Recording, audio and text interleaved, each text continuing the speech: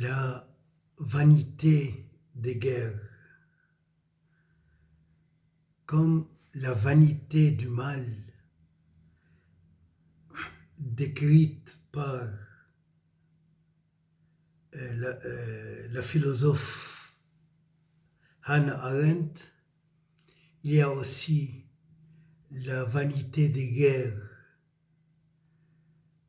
où ces causes ne sont pas claires, elles sont très lugubres. On ne s'entend jamais sur les vraies causes des guerres et des victimes. Il y en a trop de victimes, jusqu'au point où on se demande quelle était la vraie raison de la guerre qui a mené à ce grand nombre de victimes. Quelles étaient les vraies causes de la guerre mondiale, première et deuxième? Des milliers et des millions de victimes ont été sacrifiées pour la cause des guerres, de la guerre, de la Seconde Guerre, par exemple. Et quelle en était la cause, la vraie cause? Personne ne saurait. Il n'y a pas une cause précise.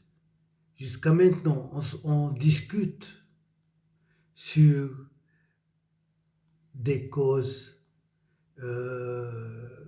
qui ne sont pas très précises. Par exemple, qu'est-ce qui a poussé Hitler à faire éclater la Seconde Guerre? Certaines personnes diraient que parce que l'Allemagne était coincée, était entourée, et était mise au coin du monde, et elle ne pourrait jamais avoir des colonies. C'est pourquoi que Hitler, avant de déclarer la guerre, il a essayé de prendre les colonies des autres colonisateurs avant de mener une menace vers l'Europe et contre l'Europe terrestre. Mais maintenant, actuellement, quelle est la vraie guerre entre Israël et l'Iran et les Arabes? Est-ce que cette fuite du 7 octobre nécessite vers les colonies d'Israël, nécessite tout cet envahissement de Gaza et de Liban par suite? La réaction est trop grande et la réaction est trop injuste. Certains disent que Israël voulait cet envahissement, cette fuite vers les colonies d'Israël pour se servir comme un prétexte pour pour vraiment envahir Gaza et le Liban et faire instaurer la grande Israël. C'est ce que c'est ce qui était inclus dans un des discours du Premier ministre israélien qui disait que avant le 7 octobre, on n'avait pas la légalité de menacer les pays arabes. Maintenant, on a cette légalité.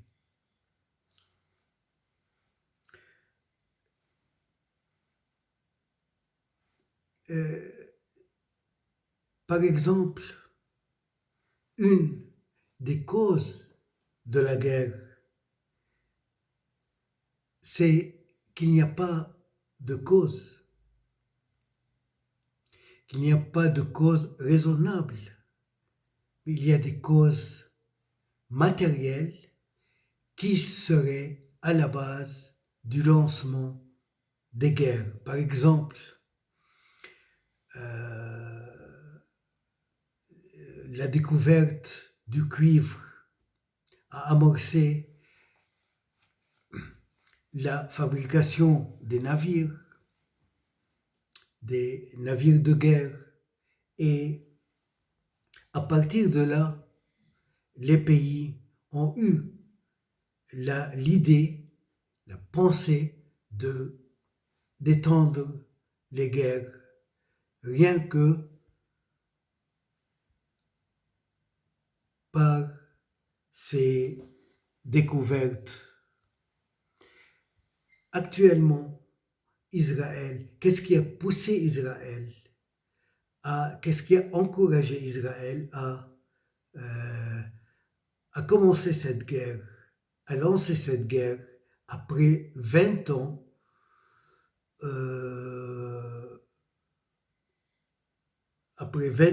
de sa défaite au Liban dans l'année 2006. Elle s'est retirée, elle a presque vu une défaite, elle a presque connu une défaite, et elle a attendu 20 ans pour relancer une nouvelle guerre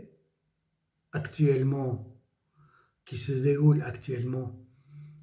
C'est à cause du progrès technique qu'elle a amassé, qu'elle a essayé d'acquérir. Donc il n'y a pas vraiment de cause pour lancer des guerres, de cause comme un profit. Juste, les guerres, parfois, ce sont des jeux. À en croire le philosophe politique Machiavelli, qui disait toujours que il y a une règle universelle entre les hommes, c'est que l'opprimant, le plus fort, opprime toujours le moins fort.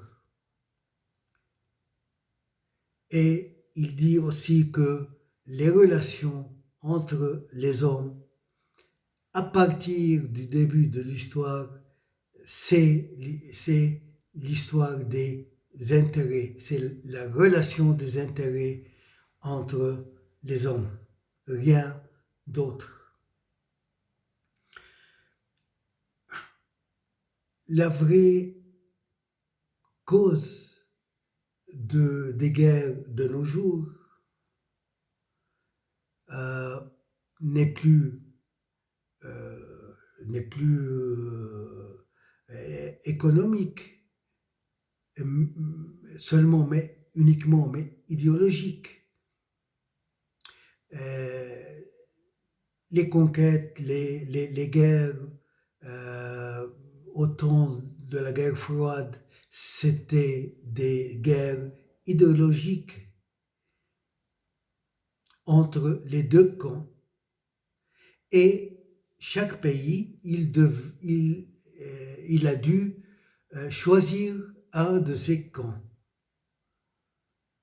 et faire appartenir et participer aux guerres entre les deux camps. Ce qui montre que ce n'était pas une vraie guerre, une guerre d'intérêt entre ces peuples, mais une guerre forcée, une guerre idéologique, une guerre dans laquelle on change de camp toujours. Ce n'était pas, par exemple, dans les pays arabes qui participaient à ces guerres d'antan, à ces guerres dans les guerres froides, où actuellement ce n'est pas des guerres confessionnelles, ce n'est pas des guerres d'intérêt personnel ou d'intérêt communautaire, mais de répartition idéologique, de participation idéologique, sans que chaque personne sache en tirer vraiment des profits pour sa personne ou pour son pays.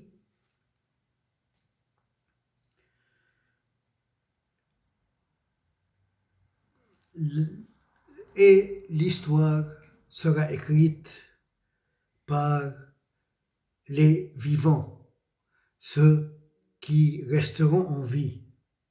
L'histoire n'est d'autre que ce qui est dit et ce qui est écrit par les vivants et contre les morts. Les morts n'auront pas la chance de se défendre.